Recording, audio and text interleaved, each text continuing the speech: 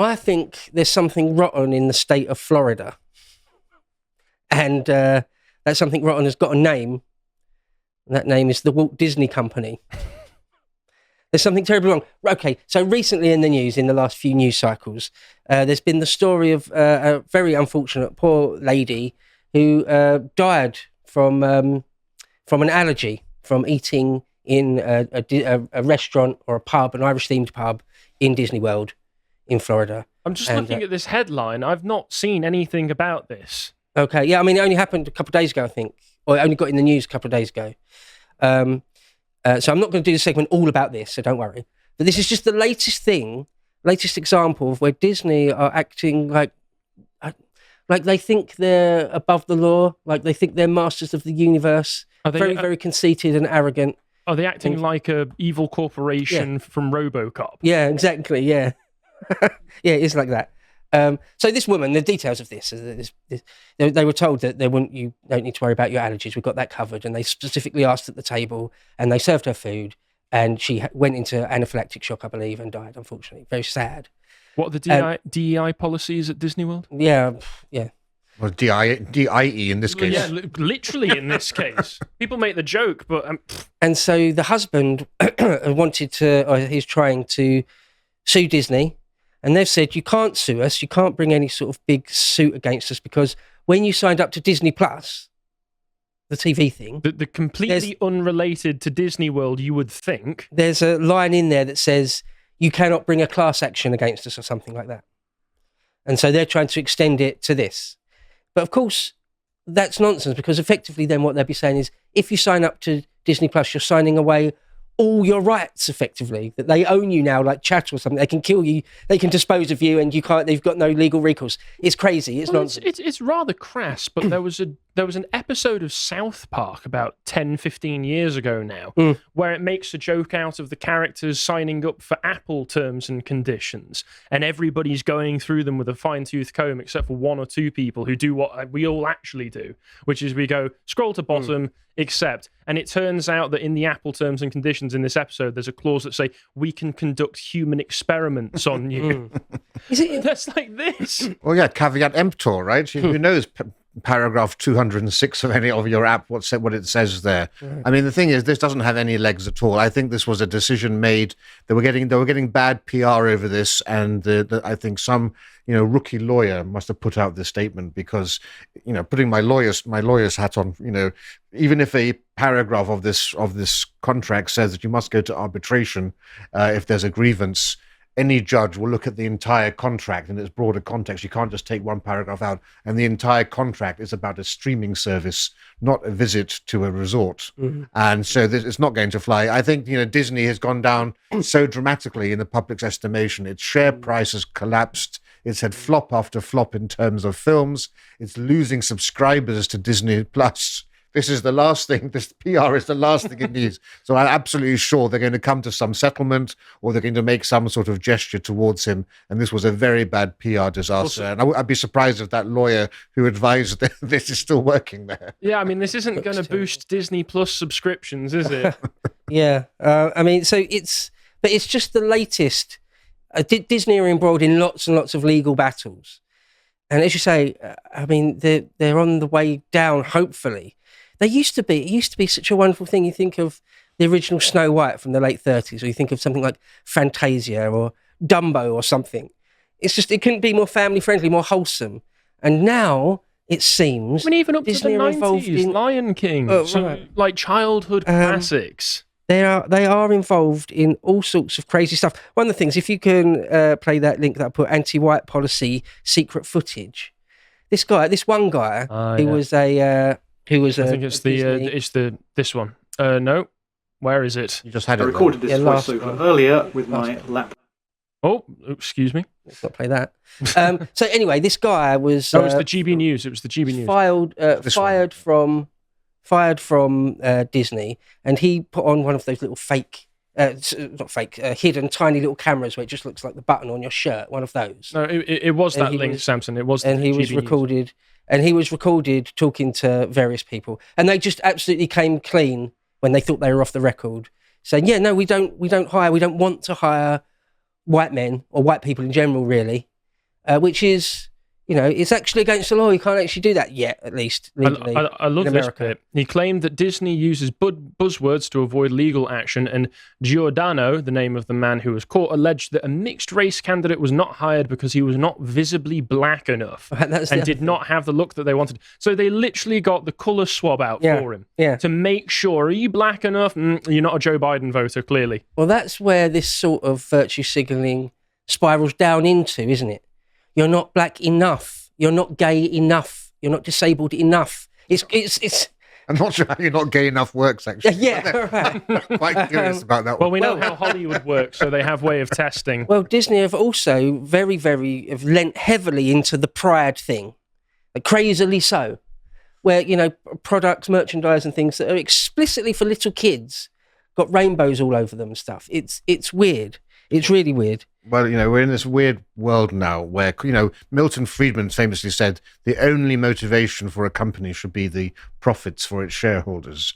And we're now in a state where woke corporations, are deliberately self-harming in order to pursue a completely irrelevant ideology. We've never seen this phenomenon before. It's, it's the most weird sort of masochistic practice that's being undergone. And of course, it is biting them in the ass. I mean, you had the head of entertainment at Disney saying that she wants to ensure that 50% of characters are LGBT or diverse. Oh, just in real life. And you had exactly. You had the head of animation saying, what was it that she said, that she tries to insert queerness into every cartoon that she deals with. Not so secret gay agenda. It's remarkable. But then you got the backlash, right? So you had Ron DeSantis, who was putting through a bill in Florida saying you can't teach children under 10 about gender identity and sexual orientation, and Disney put up $5 million to fight this, as a result of which DeSantis revoked all of their tax breaks by having them there. So that came back to bite them very, very painfully. Yeah, so they are paying the price for this,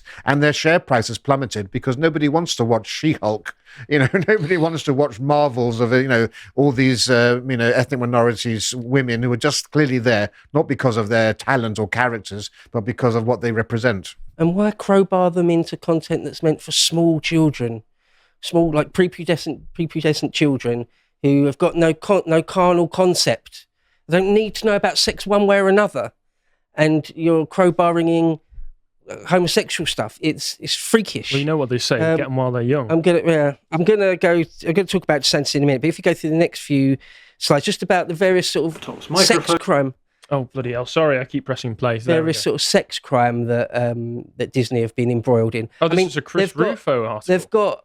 They've got like 75,000 employees and tens of thousands of other employees that might not be exactly on the books of Disney, but work for other companies that work directly for Disney, work on some, there'll be like this pub, for example. It's not actually a Disney pub. It is in Disney World, and they are affiliated, but they're not actually Disney employees, for example. Which is why Disney can't be held liable for anything that they do, I assume. Yeah. Well, they can, though, because they have a duty of care, because they're on Disney's property, aren't they? Of course they can, yeah. So the fact that if you employ 100,000 people, 150, 250,000 people, some of them will turn out to be sex criminals. Okay? One or two might even be a serial killer. And that's not your fault, right? Okay. So, but nonetheless, there are patterns emerges. We just want to click through the next few links. That there's just all sorts of stuff where it's a bit beyond... that's just what you're going to get if you're dealing with large numbers of people. There's just loads and loads over the last few years. There's just lots and lots of stories of all sorts of things coming out of Disney being involved in. But of course, if you're a paedophile, you're going to want to go to these sorts of places, right? Exactly. Well, this is actually quite interesting because recently I did a segment on the Mr. Beast controversies that have been coming out. There's been another video come out since then by one of the people who's making a lot of accusations against him that alleged that there is a registered child sex offender being employed in Mr. Beast. So it does seem that a lot of these sorts of companies that are targeting towards child audiences, as you say, attract these sorts of people. Mm. It would do, wouldn't it? Yeah, I suppose. So anyway, just moving on to Florida itself, the state of Florida and DeSantis himself. So as Rafe mentioned, originally what it was, DeSantis brought in a bill in Florida making it illegal for sort of, I think it was under 10s to be taught sex education. perfectly reasonable in my opinion, in most people's opinion. There's no need for it at that age, I don't think. And it got labelled as a "Don't Say Gay" bill. And the LGBTQ plus community got extremely up in arms about it because for some reason they want to indoctrinate small children with all sorts of concepts of sex, whether it be straight or gay. They just want to do that. That's just part of their thing. And have you ever heard of drag queen story time going to an old folks' home? Yeah, right. Yeah, they're not interested in that. Yeah. And so DeSantis made for himself a lot of enemies in the LGBTQ plus community. And of course, Disney being so heavily infiltrated with it, they had to come out and say something. Well, they didn't have to, obviously, but they felt they had to come out and say something. And at least to begin with, it was fairly mild criticism, but they did come out and criticise it. And then people, the community and people within their own ranks said, that wasn't enough, you have to go further. And they kept goading their own senior management to go further, say more and more, until DeSantis hit back. And then it becomes a tit-for-tat thing almost. And anyway, I won't bore you with the details because it was a couple of years ago now. But the point is that the state of Florida and Ron DeSantis himself, the governor, it has been a war of words and lawfare between him and Disney. Eventually, and then Disney owned a big, massive plot of land. What was it called? The Reedy Creek sort of reservation, a Reedy Creek bit of private land, and they had all sorts of special tax relief. But they weren't. That's not unique in Florida. Like the Daytona Speedway has got that, for example, and loads of other places. But so DeSantis tried to strip them of that, or did, I think. And anyway, it got into a bit of a tit-for-tat lawfare, and the state essentially won nearly everything, I think, if not everything in that. Because, like everything else, Disney tried to argue just ridiculous things, just tried to argue that they can do what they want, in essence. I'm boiling that down to its very, very low resolution. But, I mean, they're actually based in California. You know, that's actually where they're sort of registered and stuff. I think it's Burbank, California. Ron DeSantis is saying, look, just because you bring in $1 billion of tax revenue a year doesn't mean you can do whatever you want. It doesn't mean you control Florida, right? And Bob Iger, you know, the CEO now, Bob Iger, you know, there's just a war of words. It looked like, you know, mainly... But again, the point of mentioning all this is that in the last few years, Disney company has been acting as though it thinks it can do whatever it wants, act however it wants. But it's hurting it. That's the problem, right? It's gone down in popularity by 25 points, I think, last time out, because I discussed this on another show.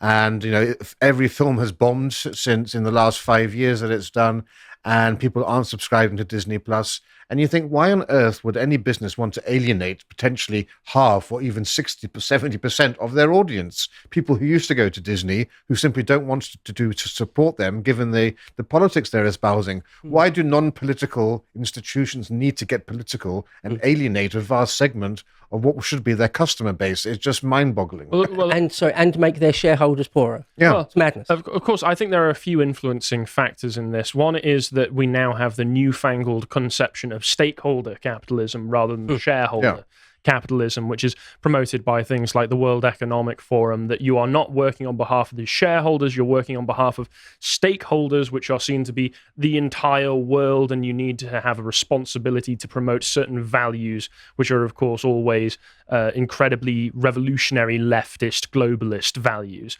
And then there's also the fact of the legal requirements for a lot of companies to have certain diversity quotas in the first place, but then that becomes rather circular. You've got the ESG that suggests you should do that, and also now Bridge is another avenue for them trying to do that.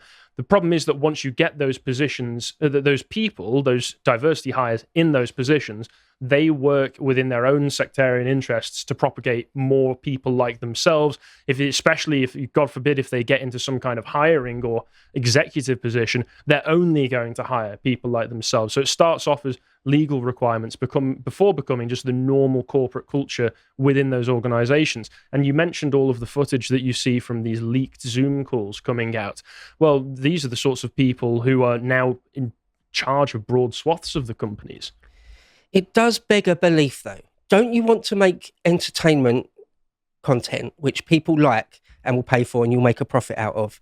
Don't you want to make your share price go up so your shareholders will be happy?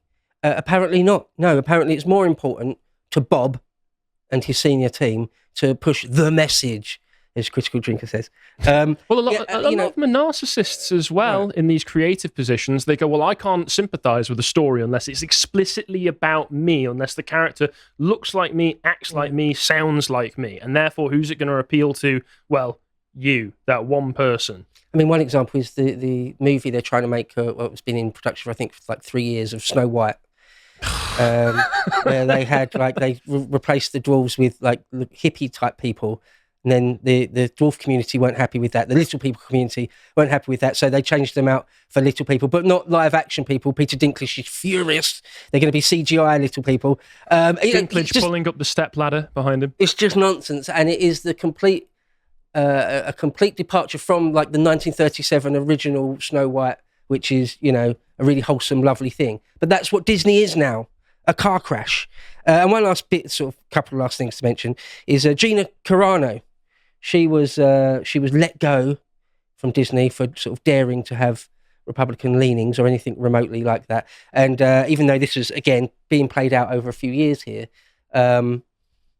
she's going to sue them.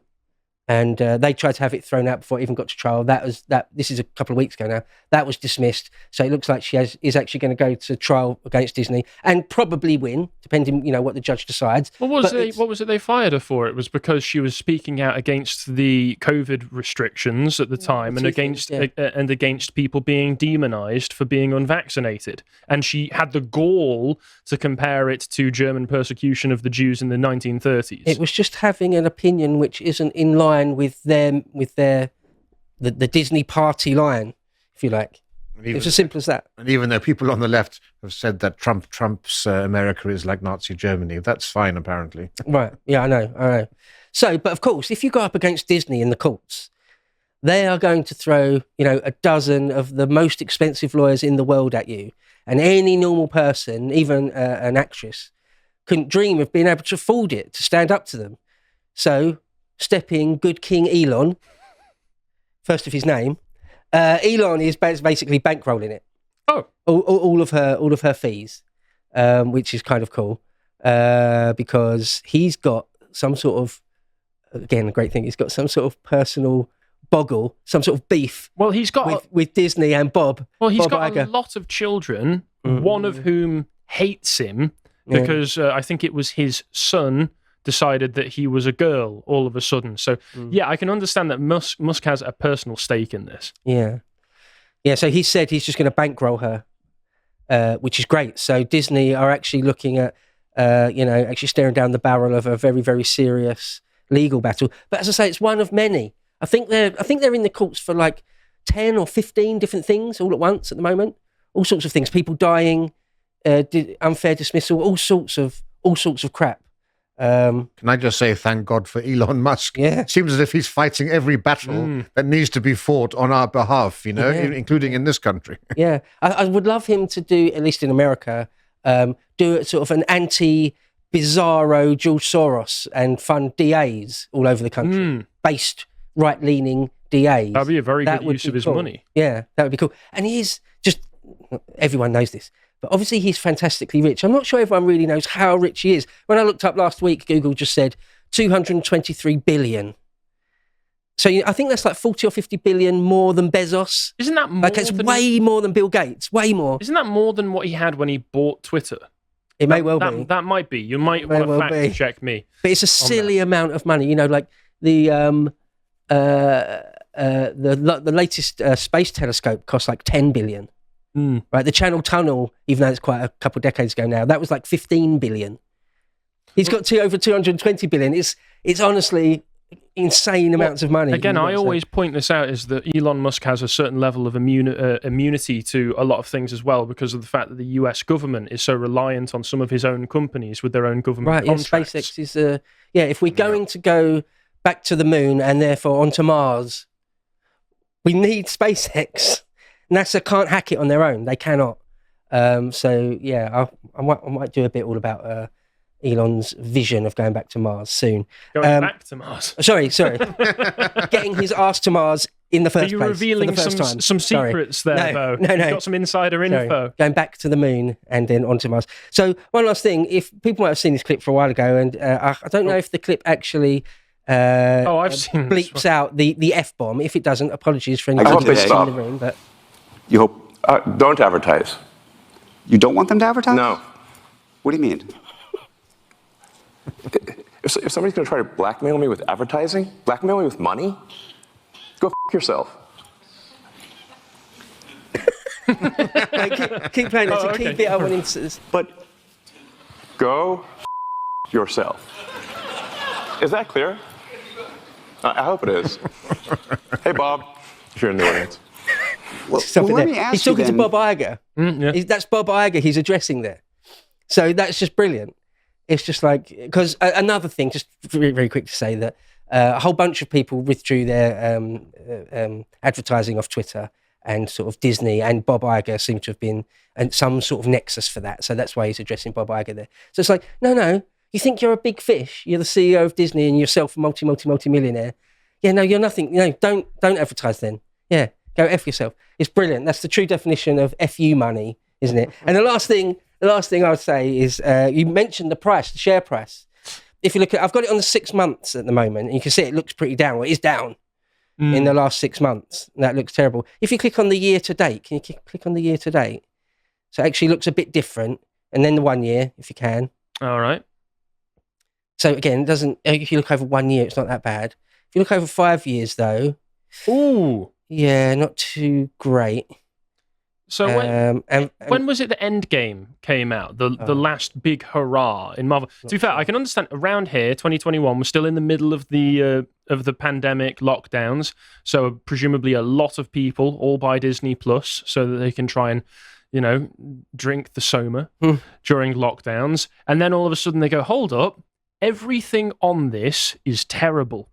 All of the new Disney programs are terrible. Oh, Mandalorian season 2. Oh, there we go. Yep. Yeah. And if you finally go to the max on that graph, now, I worked in asset management for many a year, but not that I was ever a chartered financial analyst or a trader or got anywhere near those roles. Nonetheless, I've looked at lots of charts in my time. It still looks really overvalued to me. I think it will keep probably dropping down. And that spike there, that's just obviously a massive bubble for them, I would have thought. And if they keep going the way they're going, keep doubling down on the ideology, and keep making the crap content that they are, I could only imagine that price will keep plummeting. And I for one hope the Disney company implode and die. Yeah, we'll still have the VHSs or the digital versions of Fantasia or whatever, so that's fine. They're not going anywhere. The world doesn't need Disney company anymore. So and on that, to be honest, Disney, given their immense level of power, like a lot of the film studios, they do act as gatekeepers for filmmakers and creatives of real talent and real vision who don't care about the ideology. They've got a story that they think is good, that they want to tell, and they want the money to do it. And so many of those people, I would assume, given that they're giving all of their money to insane ideologues, aren't getting those opportunities. They're getting pushed out in favor of other people, and they're having to stay to maybe indies, or there's very few people who are given big budgets who are still of real creative vision these days. The only one that I can really think of who I really like is, do you know Robert Eggers? Robert, heard of him. He did The Witch, The Lighthouse, Northman. Oh, yeah, I saw The Lightman. Yeah. Lighthouse. Oh, it's a very messed up film. But he's obviously got a creative vision, and I think he's a real exception because his films don't have any ideology in them. They don't actually have any diversity in them whatsoever. So I find it remarkable that man has been given budgets, and I'm very grateful, but I want more people like him. More insane visionaries, please. Less insane ideologues. And Northman was good. And the final thing to say on this is, of course, that they've also destroyed established brands like Star Wars, where so many fans are annoyed and upset by what they've done. George Lucas is upset by what happened to him. Not even touched, other than Gina Carano, not even touched on Star Wars. Yeah, and what a complete dumpster fire that is. Run it into the ground. The Acolyte was one of the worst, most boring things I've ever sat through. You were forced to watch that by the Fandom Menace, weren't you? Yeah, I was Mr. H Reviews, a great channel, check it out. Had to review it on that, and just complete indifference. You know when something's so bad like the Toxic Avenger movies from the 80s or something. It's so bad that it's funny. It's so bad that it's they're good. great. It wasn't even. Yeah, it was not that. Just like pure. It's pure trash. I hope you appreciated that segment from the podcast of the Lotus Eaters. If you want to see what else we're up to, you can follow Connor's series where he gets lots of important people from the political sphere. Here he has one with Dame Andrea Jenkins. And if you want to see what else we're putting out, we post all our links to everything we're producing on our Twitter. Thank you very much for watching, and goodbye.